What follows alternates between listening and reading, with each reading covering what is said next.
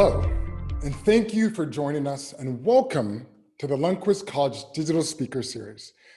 My name is AK Ikwuakor, and I'll be your host for today's session. So I think we can all agree that this year has been like no other. And at the University of Oregon, like many others, is being disruptive. And this has really caused us to think really outside the box and explore unique ways to engage with our external community.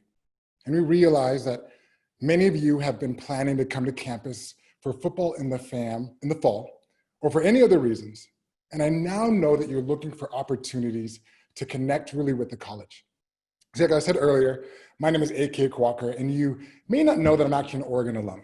I'm a former 3-time All-American track and field athlete, and really still hold school records to this day. Currently, I'm an entrepreneur, a speaker, a father, and I am truly honored to be a part of this unique experience, blending my career at the University of Oregon, as which I'm excited to really give back and make a meaningful impact.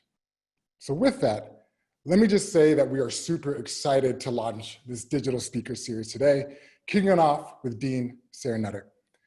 As we all know, a lot is happening around the world, and there's definitely a lot to talk about.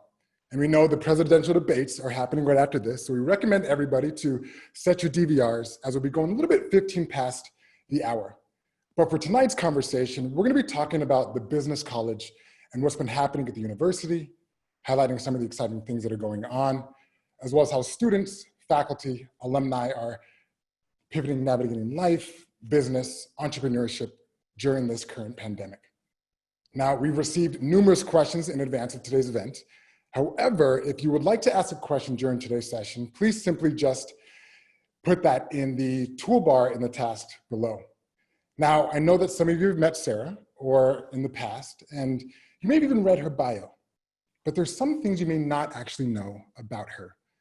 You didn't know she lived overseas, or maybe she worked for the IRS, or maybe she grew up on a farm. Now, that's just a small glimpse into the life and story of Sarah, who is an amazing human being, of which I'm excited to dive in deep with you today. So it is my pleasure and my honor to welcome Sarah Nutter, the Edwin Maltese Dean of the Lundquist College Business today. Sarah, how are you today? I am actually terrific, and it's always such a pleasure to talk to you. Fantastic, fantastic. So I know you've dabbled in a lot of different areas, and you've had an amazing experience, and I knew you grew up on a farm, correct? That is true, a fourth generation farm. Tell me a little bit about that. Tell me about your experience growing up on a farm and how that's kind of shaped who you are today. Well, I think growing up on a farm makes you resilient. You can think about it as the ultimate entrepreneurial pursuit, subject to all the whims and vagaries of the weather and all those other things that can happen. As a child, we ran a dairy farm, but actually ran a dairy. So I used to go with my dad and pick up milk from the farmers and bring it back, and we would package, process it, and deliver it out. And so starting young, I was always a sometimes paid and sometimes unpaid employee of the business. How old were you? How old were you when you started in the business world, we'll say? 5. We won the school contract, and one of the things that came out of that was we actually had to pick up what we called the empties. Those little half-pint cartons of milk that you'd get, we'd pick them up, we'd bring them back to the farm, and then we had to dispose of them. So we'd burn them. And so my first job was actually burning crates of empties, and my dad paid me $1. Not $1, a penny, a penny. I inflated that up there a bit, a penny a case. And so at some point I realized I could carry 4 cases out to the burn pile, but I also learned something else very important. Tell me more. Don't stand downwind when you're throwing something that's made of wax and cardboard onto a flaming pile.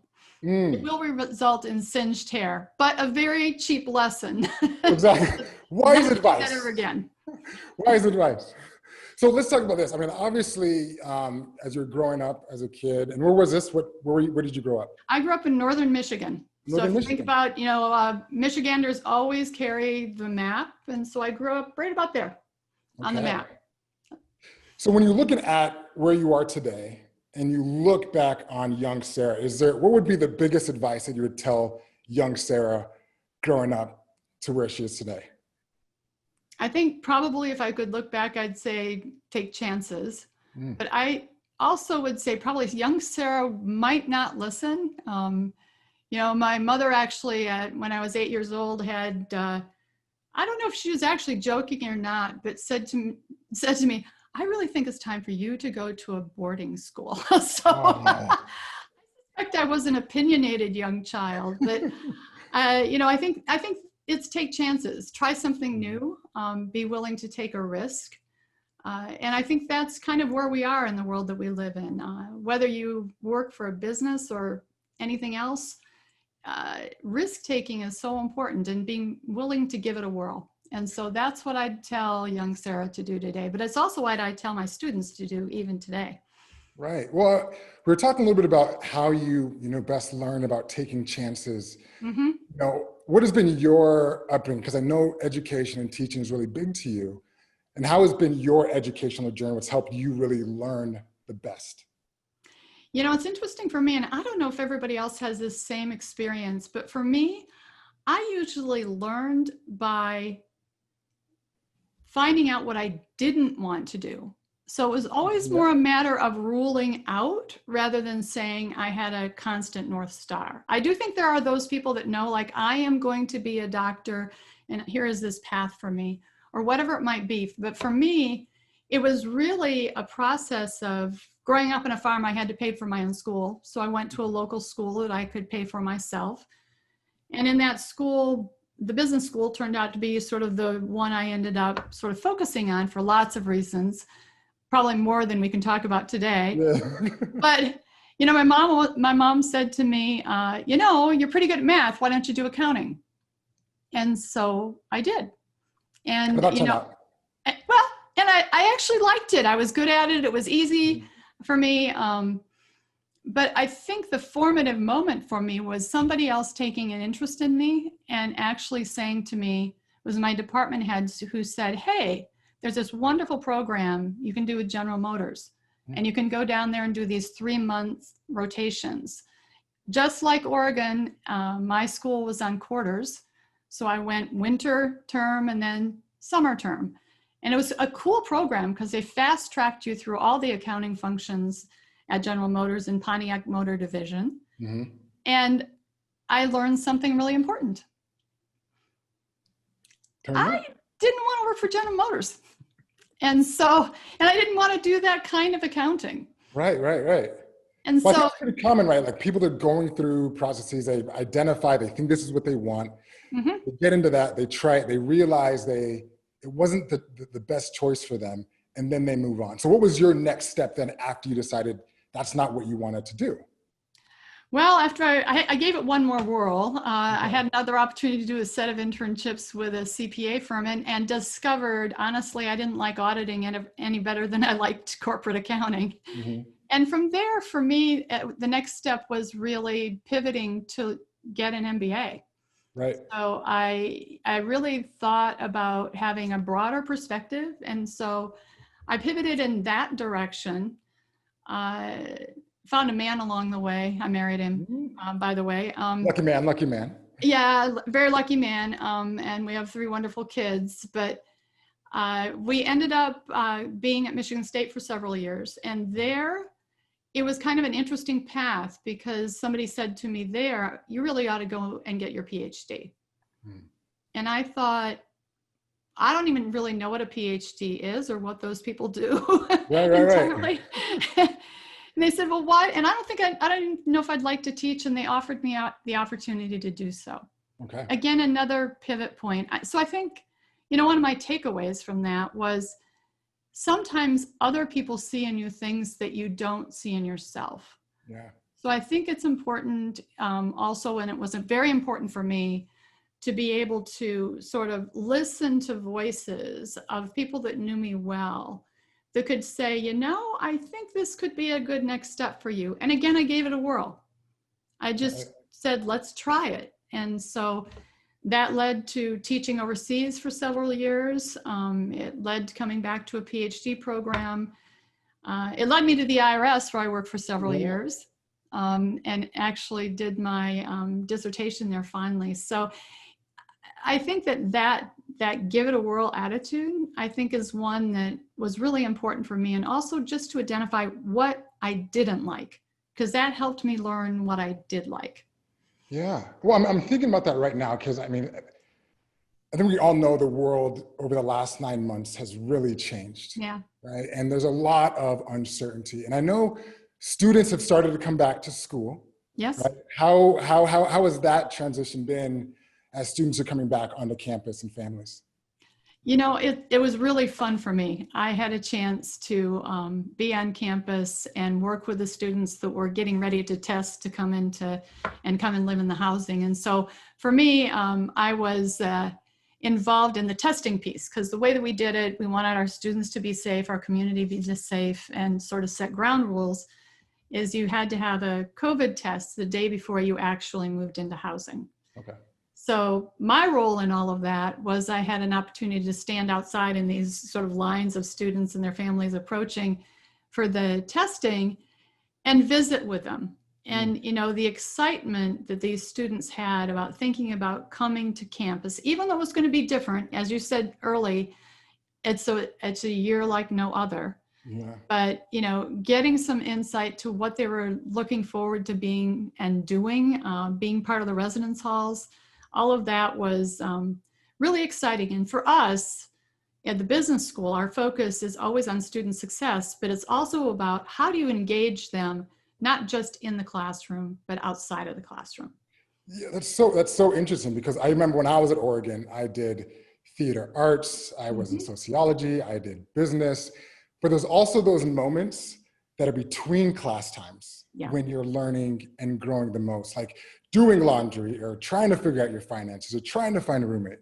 So as we're now in this world, as students are, you know, going to classes online or in person, how are you still able to get some of those out of the classroom skills and experience? Yeah, that's a great question. I'll highlight a couple of things that we're doing that I think are so cool. And it was especially, I don't know, fortuitous and a lucky opportunity, lovely, that we had a very generous donor about a year ago, gave money to support financial aid and the business school to develop a program we call the Financial Flight Path. And what that allows our students to do is actually get some of those practical skills you're talking about. So whether it's how do I pay for college, which is more of a financial aid question, versus how do I make a budget and make wise decisions in that regard, we are now setting up a program that will serve all of the University of Oregon students to gain those skills. And the coolest thing that I think about this program is that we are actually educating our students to teach others. So we have a whole group of students that have just been trained in a lot of the pieces of this, and they're going to be able to do this not just face-to-face, but virtually. And that piece is just so amazing. And in fact, we've found that sometimes when you have the opportunity to meet virtually, we're actually seeing more engagement. So I just was visiting earlier with our career services staff, and they talked about a Meet the Firms. And they had about 20 firms and I don't know how many students, but it actually was a bigger event than had we held it in person. So well, I mean, when we're thinking about where we are today, especially in this COVID world, in this virtual format, people talk about Zoom fatigue. They talk about all of these different things. Like, how do you see the pandemic playing out, not only within the school, but also let's talk about also the business school as well. Like, how is that going to be playing out with this new normal, as we call it? You know, we always think about the disadvantages oftentimes first, but what we're thinking a lot about are the silver linings, those little bits that will say, this is so good that I don't think we're going to go back to doing this face-to-face in the same way. So it was interesting. Again, I was in a meeting earlier today talking to folks that had worked with orientation for our students. And they said there were things that we were able to do in orientation that were so much more meaningful because they could break into these small groups, but it didn't take time, right? You didn't have to have all that transition time of getting from place A to place B. Yeah, You got to build in the breaks and everything. You could bridge distance. So we could bring in people from all over the globe that could talk to the students. There were just so many features of it that I don't think we're ever going to lose that. I think that that's going to be a piece of what we do going forward. Well, what about for the college business school, right? I mean, the College of Business, and like, what do you hope or you see over the next upcoming 12 months in terms of the business school, especially navigating during this time? Well, I think during this time, we're going to continue to innovate. Okay. So, we leaned in a few years ago. You mentioned you took some business classes when you were here on campus. We've stood up a whole entrepreneurship and innovation minor that's available to all students on campus. We're finding that, we have that and sustainability. And here's another one you would have loved, sport business. We set up a sport business minor to appeal to all students on campus too. So I think from the standpoint of the way we're positioning and moving the business school, it's to really be a service, the house school to the rest of the university, recognizing that no matter your major, you are going to end up we're working for this thing we call an organization. What is that again? An organization. I've never heard of that before. Whether it's for-profit or not-for-profit or a charity. And so a lot of the things that the business school has to offer, everyone needs to know. So when you're saying how are we pivoting, it's created this opportunity again for us to lean into that and say, how can we not just serve our own students, but serve the entire community? And not only that, engage alumni who want to give back in very real and special ways. Now, going forward, I can tell you all about the programs. If you want to hear about the programs, we'll talk about that a little bit too, because we got big plans. Well, I mean, when you started talking about, especially in the business school, I know that STEM is really big. So in the sciences, and for me, I was an athlete. Right? I played sports. I was traveling. How are you attracting individuals that may not always see, business or the business school in terms of those options? Like, how are you catering to those different groups of those non-business individuals? Well, part of it is the way we talked just a bit before about the opportunity for that's curriculum. But it's also sort of in what we call the co-curriculars, all that stuff that you talked about, doing laundry and everything else around the edges. I'm still trying to learn that a little bit, to be honest. Yeah, I know. Maybe, it could get better at that. But, but everything around clubs and the club experiences are also sort of available, which also make those connections for students. And it's independent of majors. So if you wanted to play with an entrepreneurial idea, you can come play in the business school. With that entrepreneurial idea, work with some of our students or work with others. If you are interested in sports business, same thing with the clubs. The clubs are open to everyone. And I guess one initiative we haven't even talked about a lot is we are looking at joint initiatives with other colleges on campus. So, I'll highlight a couple of those. One is with the journalism school. As you sort of are in this field, you recognize that journalism and business are really, in some ways, merging. There's so much around brand and marketing and advertising. Content creation, content creation, all of this. So we're looking at ways, we're partnering right now with the School of Journalism on a partnership. Did you ever see the Wonder Ducks, the campaign for the women's basketball team? I have not seen it, no. Well, I'd say go check it out. That was a joint engagement between the School of Journalism as well as the business school and athletics to sort of build brand, and as a brand and advertising campaign, actually, again, supported by a various generous donor that allowed us to execute on that. So now we're building on that to think about even a bigger idea of how we can create programs, research, and opportunities for students. And then the other, of course, is the night campus. And if you want to talk about that, we can do that too. Well, I mean, I think there's a lot that we're going to talk about, because I think a lot of individuals, especially maybe that are upcoming students, prospective students, or even alumni, are interested obviously in this entrepreneurship in this global world, right? Yep. And one of the things we were talking about earlier was you had an aspiration, especially for the undergraduate program, to be a top destination for business education, right? Like a lot of people say, like, we're number one, we're the best. Yeah. But what is it that makes University of Oregon Business College the best? Yeah, so I would say, first off, we are a top 50 business school. In fact, better than a top 50 business school from that standpoint in terms of our rankings. But to me, the rankings are only one indicator variable. I mean, what really matters is how do we give a transformative experience to our students?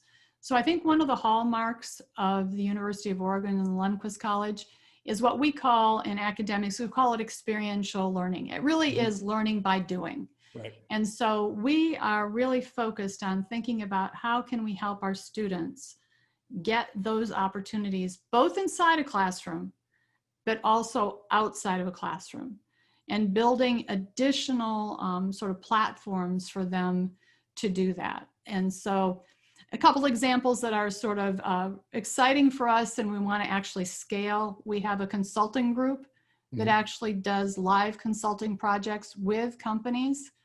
In fact, one of my favorite stories about them is, you know, they met with an executive, a retiring executive of a very famous company who had a great idea about what he thought was the next best thing to do as he stepped into retirement, and a product that he thought was going to just take off. And so he paid them, I mean, it's a paid thing, to do this study. And what came out of the study was essentially that this particular idea already was in a very crowded market space. And so the wonderful thing about for the students is, number one, they had to deliver a hard message to someone who was, you know, very experienced, but he was so impressed with them, he hired them for another project. And so it's these kinds of opportunities that really set our students up to have an edge, not just in getting a job. So that's only one piece of the story, but setting them up for a career. So they have a mindset, a way of thinking, a way of being, a way of interacting that gives them a professional edge, which is another program we have for our students. But well, so, I mean, you know, I'm in Boston, right? I live here in Boston. And one of the things about Boston is they have more academic institutions than anywhere in the country. And you trip over them.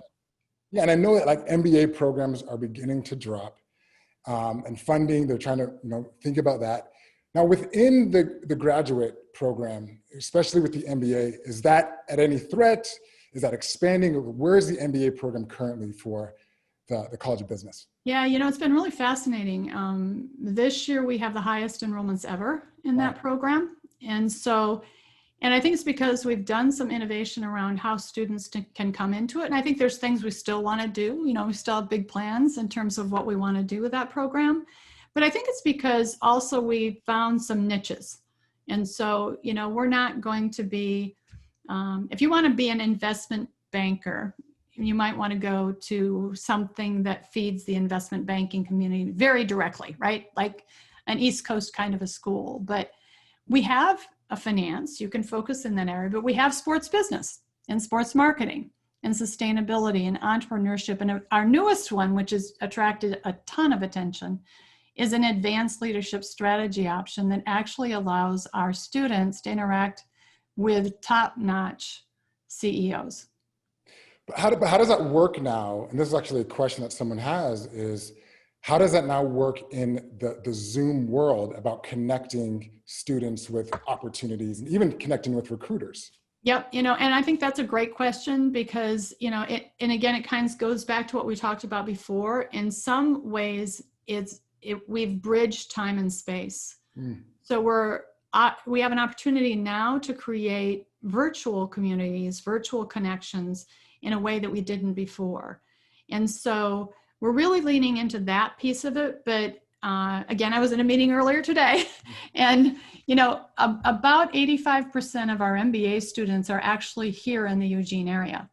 So the Lillis building, you saw the big O there as we started off this session, is actually a piece of their playground. So we're creating lots of opportunities for our students to interact with each other, as well as have an opportunity to interact in smaller groups. And that's another piece of it. So we sort of are trying to capture both sides of this.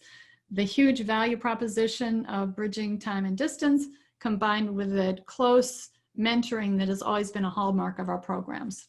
And I think closeness and these small groups and interaction would be a different conversation if it was 10 months ago.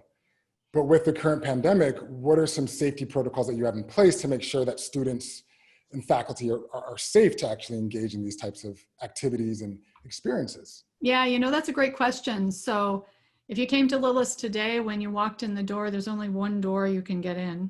Okay. And you immediately sort of check in at a front desk to find out where your meeting is, because we have all the classrooms have been the fire marshal even was involved in saying how many people could be in a room and what seats could be used. So we use very much physical distancing in everything we do. If you're in a building, you have to be masked. We have sanitation sort of procedures and all of those kinds of things in place to create a safe environment.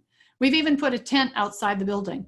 So for those that would prefer to meet in an outside space, we have that as in place as well. And there's also a pledge. I mean, we do say, here's our expectations. If you violate those expectations, then you're not going to be able to use those spaces again. So we're pretty serious about it, but I will tell you, we have not had any problems to date with that in the building. In fact, I think the students have appreciated feeling like they can come into a safe space. Okay, and so, I mean, when I'm thinking about all of that as well, and it's, I dye my beard a little bit, so I don't age myself. We're not talking about my hair. But especially thinking about a lot of stuff that are happening within the undergraduate program. But what about the alumni, and how are you engaging with the individuals that have graduated? We are, and I know they're going to have a slide here later on, but we are engaging with them through our regular Rolodex, our regular way to do that. But we are just introducing a brand new platform called Lundquist Connect. And this Lundquist Connect platform is not just allowing students to be part of it, it's also alumni. So alumni can engage with alumni, students can engage with alumni. We're hoping, when this is full grown and in full fledged sort of state, that the sort of thing that will happen is you move to San Francisco from Boston, and one of the first things you do is check into Lundquist Connect to see who's there and who's in your business. For our students, what we're hoping is that it becomes that sort of warm connection into an industry they're interested in. Alumni can decide how much they want to participate in that. But the thing that's so cool is it's been live for, I think, a week or so, and we already have 500 alumni signed up. So anybody listening that's an alum, sign up. I can officially state, as of today, we have representation of alumni from every continent on Earth. So it's just a very cool thing to see sort of the pin drops on a globe of how strong the Oregon connection really is and how widespread the travels we've taken. I mean, I got to be honest, I'm on the East Coast. Oregon has a very strong name, right? Mm-hmm. With the sports, with the facilities, with just the business program. So it is an honor to have gone to Oregon and obviously use it in terms of making connections. And, when I think about that, when you think about building connections, especially with the companies, like what can individuals do, like myself, selfishly, I have a clothing company. Very cool clothes, by the way. Cooler than mine, I have to say. It's always been a challenge for me to find clothes. I'm 6'3", 220, long arms, small waist. Very challenging finding clothes off the rack. But what is the University of Oregon doing to really help connect with like outside companies and outside brands with individuals that maybe be starting companies? Well, that's something we're leaning into in multiple ways. So, both through career services, but also through the great connections that we built through the years with things like our sports marketing programs and all of those. So we've got a whole list that we're now trying to bring together, but then we're trying to also reach out to others that we haven't yet reached to connect them. So you can advertise your brand in one sense, let people know this is what you do, and get connected to other ducks who might share your physique or know people that do. So, I think this is and I think the other piece of it is as you think about your journey, I mean, I'm guessing your journey didn't have a, sort of straight. It was straight up like this. It did this. Yeah, that's kind of, yeah. It kind of did that thing. So I think the other thing is that your journey is everyone's journey. Mm-hmm. And I think that the next person you need to be connected to is someone you don't even know you need to be connected to yet. It's still coming. And so, we're connecting to companies. We have people assigned to the task, right? Connect to the companies and for talent acquisition and all those kinds of things. Mm-hmm. But I think it's broader than that, because I think, as you know, when we think about getting jobs and moving forward in your career, it's often who you know. And so, or who knows who that can make a connection for you to learn something that you didn't know before. And that's really the purpose of what we're trying to do in the bigger scale. And so it's sort of like once a duck, always a duck, but then there is this element. If you think about most students that come to the University of Oregon, many of them are like me. What did I know? Yeah. I came off a farm. Who would think I'm sitting in this chair? That's insane. But how do we help those students? How do we make connections for them continuously through their career? So one small thing we're actually working on in the undergraduate program, I shouldn't say it's a small thing. I want to see every student that graduates from the University of Oregon have a year of professional experience. And we're trying to provide those experiences both internally and externally. So everything from what I described to you with a peer financial advisor earlier, to the Oregon Consulting Group, to job shadowing kinds of opportunities. Frankly, I wouldn't have needed 6 months to say no to General Motors. Don't tell them. But I wouldn't have needed 6 months. I wouldn't have needed 6 months, but seeing actually what the nature of that work looks like, what the nature of that industry is, gives you insight into what fits you and where your next step should be. And so that's really what we're all about and what we're really leaning into big time within the business school. Well, let's say, thank you obviously for just all your advice and just, experience. And I want to put into the parent hat, mm-hmm. right?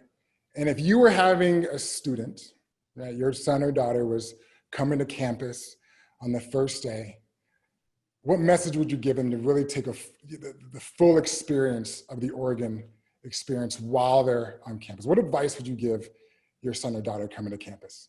I would give my son and daughter advice coming to campus that, to the degree, and I'll talk to business students, I'll use that as a lens, I guess I would say. But it would be no different no matter what their course of study was.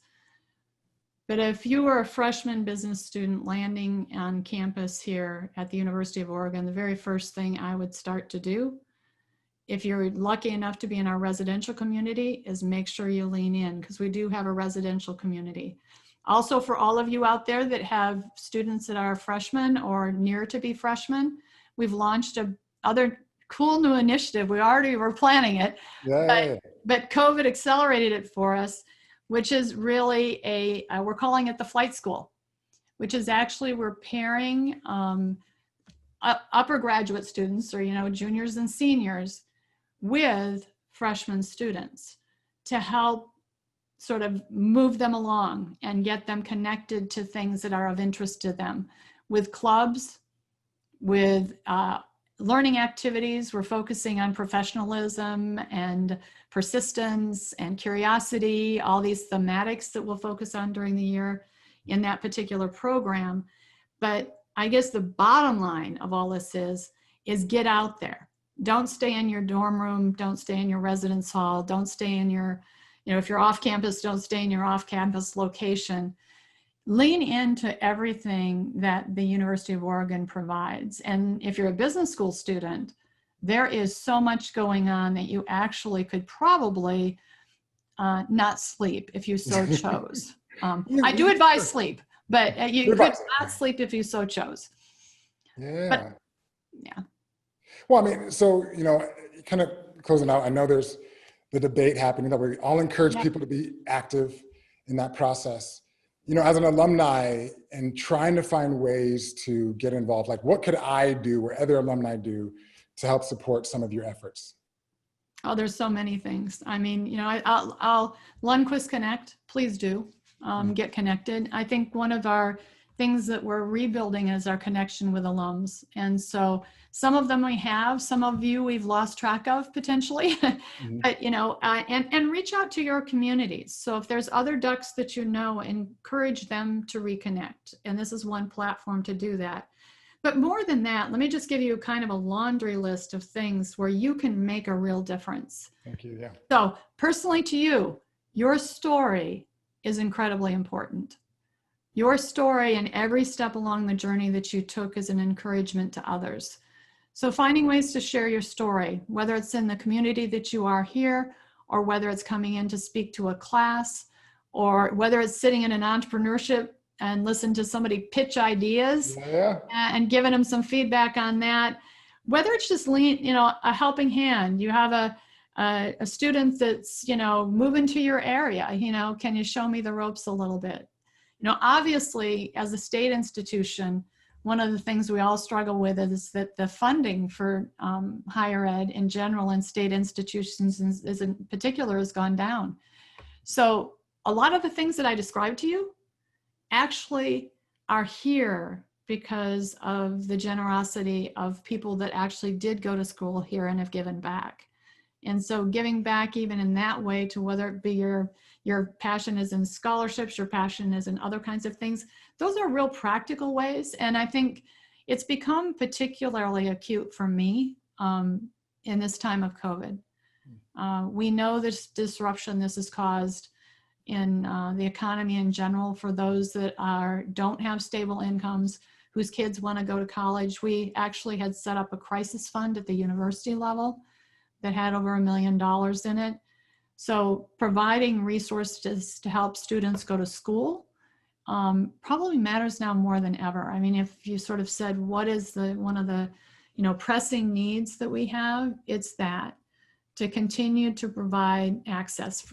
For me, I stayed in public education, and I did so because public education to me is the place that allows a student to, not only learn and grow, but to change their pattern of life. It's a transformative inflection point that we've got to maintain. It is the thing that has always been great about our country, and something I am as passionate about as I've always been, and I will probably never leave public education for that reason. I mean, you're talking about it right now, especially as individuals are losing their jobs or either underemployed. Like, what can alums do to help to hire students? Reach out to, through Lundquist Connect is one way to do it, and say, hey, I'm interested in letting you know I have talent needs. So that's one way to do it, through the Lundquist Connect. Another way is I could give out my cell phone number, which I'd be happy to do, because I'd be happy to make that referral to you and to anyone else that's interested. Our students need help. They need help with internships. They need help with jobs. They need help with opportunity. And that comes in many different ways. So I'll give you my email. I'll give you my email. That's probably safer, but snutter, SNUTTER, @uoregon.edu is one way straight to me. So if you're looking for talent, you're looking to give back, send me an email and I'll connect you to the right people within the college to make that happen. Okay. Very direct. And I think there's one way we can help somebody right now. And their question is, how does a freshman student sign up for Lundquist Flight School?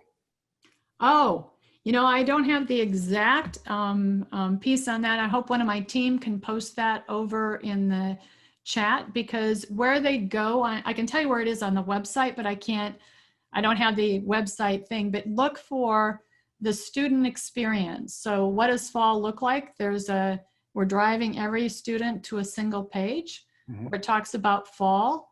And on that page, they're going to see something about the flight school. And there they can click and sign up. Again, I know there's a chat running, so I know one of the team is going to post it over in the chat for that particular student. But that's where you need to go sign up. We've got about 150 signed up now. I certainly would love to see more. And we have actually just are hiring the peer advisors, juniors and seniors that are amazing.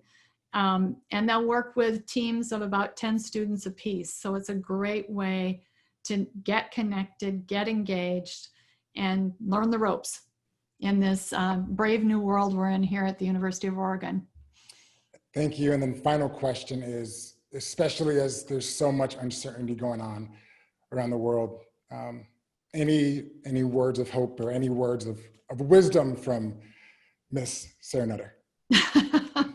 No pressure. No pressure. Gosh, that's a big question. I think, words of hope. I think all of us, I don't think there's a single person on earth right now that hasn't been going through this kind of a cycle.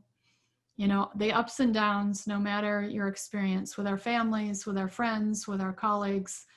I think the great hope of all of this, and I think the thing to hang on to, is that each one of us can make a real difference.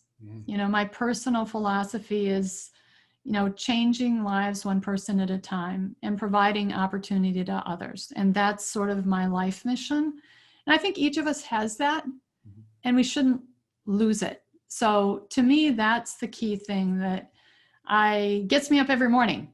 Even on the mornings I think, oh, please. I mean, we had fires here, as you all know. So, there were days that it wasn't safe to go outside. Those were some of the, worst days. But keeping in mind who you are and why you're here, I think identifying that is the great hope. And then look at all these people that have joined us. This is really cool that we've had so many that have jumped on and wanted to, spend some time with us tonight, or might tune in later and watch the recording.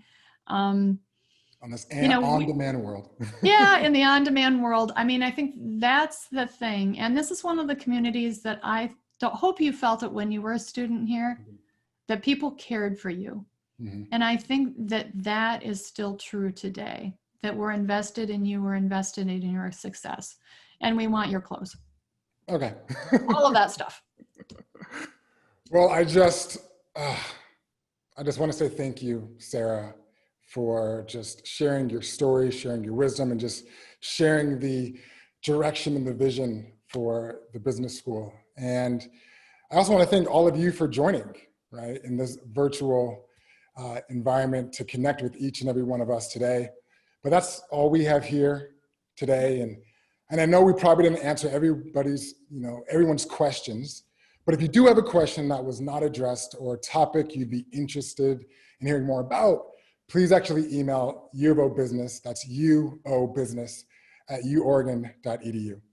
And we also look forward to welcoming you back to our next event in this series, happening on November 12th at 5:30 p.m. That's Pacific Standard Time. And this event will focus on the School of Accounting. In the meantime, we encourage you to visit the Lundquist College website at business.uoregon.edu and sign up for the Lundquist Connect, our new online networking platform that connects current students with alumni and friends of the college. My name is AK. Can we have everybody throw their O? The O? I can give you the O.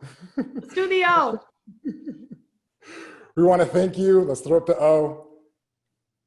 Take care, everyone. Appreciate it.